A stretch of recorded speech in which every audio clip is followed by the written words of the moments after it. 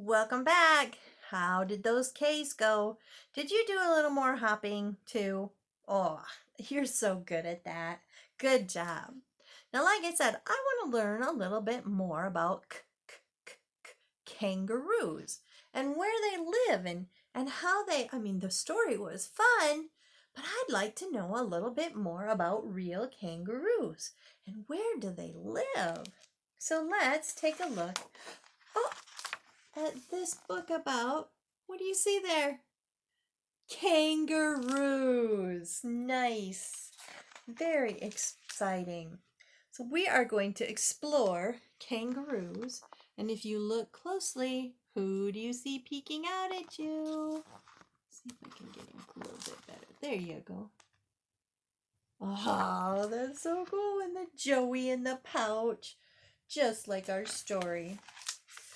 Boing, boing, boing, boing. What kind of animal is that bouncing along hippity hop across a sea of sandy scrubland? Well, you're right, kangaroo. Good work. Kangaroos wander from here to there, snacking on yummy grass. Leaves are another tasty treat. Munch, crunch, munch, munch, munch, munch, munch, crunch. Can you pretend you're eating some tasty leaves too? Tasty leaves. Yum. Snuggle. Born the size of a grape, a baby kangaroo crawls into its mother's pouch right after it is born. A baby kangaroo is called a Joey. Good job. Mother's pouch is warm and safe, and the baby drinks her milk and grows. It pops up to peek at the world from time to time. He's like, hello, preschool. How are you doing today? Oh, I think I'm going back now. After a few months, the Joey is big enough, brave enough to wriggle out of the pouch. At first, the Joey sticks close to mother, but soon the young kangaroo is hopping all over the place. Now, that's very much like our story we read, where he got out of the pouch and then he wasn't very brave and he got back in. And then every time he kept going out, he got a little bit more brave. And then he was like, no, I don't need to be in that pouch. Now, while her Joey explores, the mother kangaroo listens and watches for hungry eagles and dingoes. This guy right here, he looks a lot kind of like a coyote or a wolf, but in Australia, where the kangaroos live, he's called a dingo. Do you see him? Now, a dingo would be the predator or the prey. Good job. You're right. He would be the predator, just like this eagle would be a predator wanting to eat the baby. Because a Joey is so small, he would make good prey to be eaten. So, definitely want to keep our eyes out because we want to protect our Joey. She knows they like to hunt for little Joeys. Hurry! An eagle swoops low. The mother clicks a warning to her Joey and stumps her huge feet. Thump, thump. And the Joey knows what that means. Quick, back to the pouch. And the Joey dives in. Whew! He had a good reason to be afraid that time, didn't he?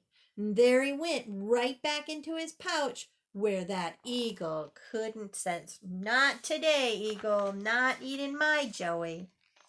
A Joey has a lot to learn. It keeps an eye on mother. She nibbles something green. The Joey nibbles something green. She scratches. The Joey scratches. Scritch, scritch, scritch, scritch, scritch, scritch, scritch. Can you scratch your nose? Scritch, scritch, scritch, scritch, scritch, scritch. Good job. Now, squeezing into mother's pouch gets tougher as the Joey grows, and sometimes not all of him makes it inside. Oh, those big feet! Can you see? He's growing so big that his feet don't even make it all the way into his pouch, into Mama's pouch anymore. I think he's about ready to be on his own, don't you? My goodness, he's sure growing. After many months, the Joey leaves its mother's pouch for good, but it still has a lot to learn, like arm licking. That's what kangaroos do to stay cool. So instead of getting into the air conditioning this summer, maybe you'll just have to learn how to lick your arm. Oh, we're not kangaroos, are we? Probably not the most effective way. And how about rolling in the dust or sand keeps the kangaroo's fur fluffy? And a nap in the shade feels so nice. Look at him taking his nap. Oh my goodness. He definitely looks comfortable, doesn't he? Hop along, Roos. Now the Joey is big, strong hopper, like its mother, going boing, boing, boing. And the word kangaroo is often shortened to just roo. So you could say, oh, look at those roos. Meet the family. Kangaroos are marsupials. Now that's a big word. You ready to say it with me? Marsupial. Marsupial. Good job. Marsupial mothers carry their babies in their built-in pouch. There are more than 60 animals in the kangaroo family, and here are just a few. Of these are red kangaroos, and these are tree kangaroos. This is an eastern gray kangaroo, an antilopian kangaroo, and a yellow-footed rock wallaby. That's the wallaby right there. And that is the tree kangaroo. And the other ones were types of kangaroos that we've come to know. Wow. Now they are built for bouncing. Most kinds of kangaroos have hind legs that always move together when the animal is on land. That means these kangaroos cannot walk like a person. They cannot move backwards either, but they sure can hop. Now, its heavy tail, this big heavy tail that he has, helps a kangaroo keep its balance while hopping. And the big strong feet are perfect for pushing off the ground. The kangaroo's powerful hind legs are springy, so hopping is easy and natural. And kangaroos are actually very good swimmers. And at top speed, some kangaroos can jump forward 30 feet per hop. That's almost the width of a whole tennis court. Tree kangaroos can move their hind legs separately and move backwards. That makes it easier to climb down the tree. See him trying to climb down the tree? Look at those big feet and that big, strong tail for hopping. Wow. Where kangaroos live. Kangaroos live in Australia, New Guinea, and the islands nearby. Now, we are way up here. See us up there? Way up there. And kangaroos live way down here in Australia. Oh my goodness. Now, in Australia, special signs remind drivers to watch out for kangaroos crossing the roads. In other places, road signs show different animals. So we might have one that looks a lot like this. Do you know what that one means? That's right. That's where the deer like to cross, right? Well, in Australia, down here, instead of up here, they have one that looks like this. You have to watch out for the kangaroo crossing. And can you imagine if you had to watch out for sea turtles? Sea turtles crossing the road? Or what if you had to Watch out! It's an elephant crossing the road! Whoa! There are some places in the world that would be a problem. You gotta watch out. And then we have, do you know what this guy is? That's right, he's a crab. Don't watch out. This is a crab crossing. You've got to be careful. And the same way with our sheep, a sheep crossing. But the ones that we probably are the most familiar with, because I don't think I've actually ever seen an elephant crossing the road here in North America, in Oregon, where we live. And I'm pretty sure I haven't seen a kangaroo crossing sign here in Oregon. But we definitely want to watch out for our deer. And there are our Joey and his mama. How exciting. So before we end today, I thought it would be fun to visit that elephant. Our friend named, do you remember what his name was? That's right, it's Elmer again. And Elmer gets to meet a kangaroo. Right there. Kangaroo. Nice. Now it says David McKee. Who is David McKee? You're right. The author. And we know that author writes the story. Author writes the story. Author writes the story. That's why he came first. And here we are at the title page. And David McKee is the only one on here, which also means he is the illustrator. And we know that illustrators illustrate, illustrators illustrate, illustrators illustrate, which means he made the pictures for Elmer and the kangaroo. Elmer, the patchwork elephant, had just started his morning walk when Tiger arrived. Elmer, he said, there's a stranger around and he's acting very strangely. First, he jumps, then he falls over. Strangers often act strangely, said Elmer. That's why they're strangers. Well, I don't think he's happy, said Tiger. I don't know if I'd be very happy if every time I tried to go somewhere I fell over. Just then, Lion appeared. Hello, Elmer. Hello, Tiger, he said. Elmer, there's a strange chap around. He sorta jumps. And Tiger agreed. Elmer knows. Then he falls over, finished Tiger. Elmer knows. Yes, well, he also seems unhappy, said Tiger. Elmer knows. Let's just go see, said Elmer kindly. I think the stranger seems like he really has some sort of a problem. Soon they came to the clearing.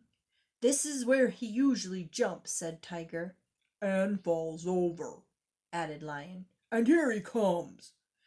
A kangaroo jumped into the clearing, and then he stopped, fell over, picked himself up, and sobbed, Oh, I'm a failure. Ooh, not a happy chappy, said Lion. Let's talk to him, said Elmer. Okay, that's probably a good idea. It seems like he's very sad. I think talking to him is a really good idea. Hello, said Elmer. What's the matter? Hello, Kangaroo sniffed. I can't jump, and when I try to, I fall over. There's a jumping contest tomorrow, and I came here to practice secretly, but I can't jump, and I'll be laughed at. Oh. Well, I don't blame him. I wouldn't want to be laughed at, especially when you're a kangaroo, and kangaroos are supposed to be known for their jumping. But you were jumping beautifully, said Tiger. Oh no, I was just bouncing along, getting ready to jump. I'm a good bouncer, said Kangaroo, and to prove he bounced higher than Giraffe, who happened to be passing. Oh, very impressive, said Tiger. But when I think about jumping, I fall over, sighed Kangaroo. This needs some thought, said Elmer. We'll be back tomorrow. So I think they're going to go think about it for a little while. But look how high he went. Here's Giraffe. Wow. When you didn't think about it, he really went high. On the way home, Lion said, Elmer, I know I'm a bit slow, but isn't a bounce kind of a jump? Yes, Lion, said Elmer, but Kangaroo thinks that a jump is something more difficult, more important. Like sometimes if you think about going to sleep, you can't. But when you don't think about it, you soon drop off. Has that ever happened to you? Where you just try and try so hard and then when you don't think about it, all of a sudden you just did it. Now, the next morning, after talking to Lion and Tiger, Elmer went to meet Kangaroo. Come on, Kangaroo, he said. Lion and Tiger will be by the river. Elmer set off at a steady pace while Kangaroo bounced behind him, in front of him, around him, and even over him. Oh my goodness, was he having any trouble at all bouncing and jumping? Not when he wasn't thinking hard about it. Did you guys happen to notice over here? There were a lot of what in the trees? That's right, there were a lot of monkeys watching them in the trees. Do you think we could pause and count the monkeys? Are you ready? 1, 2, 3, 4, 5, 6, 7 monkey friends were watching Elmer and the kangaroo. Now, when they got to the river, Lion and Tiger were on the other side, where Elmer had told them to wait. Drat, said Elmer. We'll get our feet wet. Kangaroo laughed. Then with an enormous bounce, he flew over the river and landed beside Lion and Tiger. Whoa! Did you see that? He went from here all the way over here to where Lion and Tiger are waiting. Didn't even think about it. Oh my goodness. He has no problem bouncing and jumping. Wow, fantastic jump, said Tiger. You mean bounce, said Kangaroo. I can't jump. Lion chuckled. But a bounce is a jump. Lion is right, said Elmer. Forget about jumping. Just bounce. Now let's go to that contest. See it? There they go. Do you think he's going to do very well at the contest? Or do you think he is going to not be able to jump because he keeps telling himself, I can't jump? It makes me think of when we're in class and I hear, oh, Mrs. Ryan, I can't do this. And I say, oh, let's not use that word can't. Let's say, I'll try to do it. Now, if he'd never tried to get from one side of the river to the other side, he would have just sat there and said, I can't do it. But all along he could, because he did what? He tried. Good job, guys. So Kangaroo led the way, delighted that his new friends were going with him, and they arrived just as the contest began. Wow, look at all those kangaroos! There are so many kangaroos ready to go to that contest. Do you think we could possibly count them all? Oh my goodness, let's try. 1, 2, 3, 4, 5, 6, 7, 8, 9, 10, 11, 11, 12, 13, 14, 15, 16, 17, 18, 19, 20, 21, 22, 23, 24, 25, 26, 27, 28, 29, 30, 31, 32. There were 32 kangaroos there. Oh my word. After a while, Elmer said, "Come on, kangaroo, it's time you had to go." And just then there was a roar of applause as a white kangaroo made an enormous jump. Ooh, that will be hard to beat. Maybe, but do you still think he should try? Me too. I do think he should try. Elmer whispered to Lion and Tiger, who went to stand just past the spot where the white kangaroo had landed. As Kangaroo was getting ready, Elmer said, "Aw, drat, we'll get our feet wet." Kangaroo laughed. Then, with an enormous bounce, he landed once again right beside Lion and Tiger. And that was the winning jump. Wow, look at him go all the way. Now, these are the markers they were using to mark how far the kangaroos were jumping. Look how much farther he went just because he tried. Wow, that's exciting. Later, Kangaroo thanked Elmer, Lion, and Tiger for their help. "You made me remember the river," he said, instead of thinking about jumping. They helped him remember when he did do a really great jump, even though we called it a bounce. "Strange thing," Lion said when they went back home. "At the contest, I felt that we were, strangers," finished Tiger. "Yes," said Elmer, "and now we're all, friends." They all laughed together. I like that. I'm so glad that the friends were able to help another friend really work through something that he didn't think he could do. And all because they were there to help him and support him and in some ways take his mind off of things. Could you be a really good friend like that? Can you help your parents or your brothers or your sisters or anyone that needs some help right now? Maybe they're feeling a little scared and they don't know what to do or how to do something.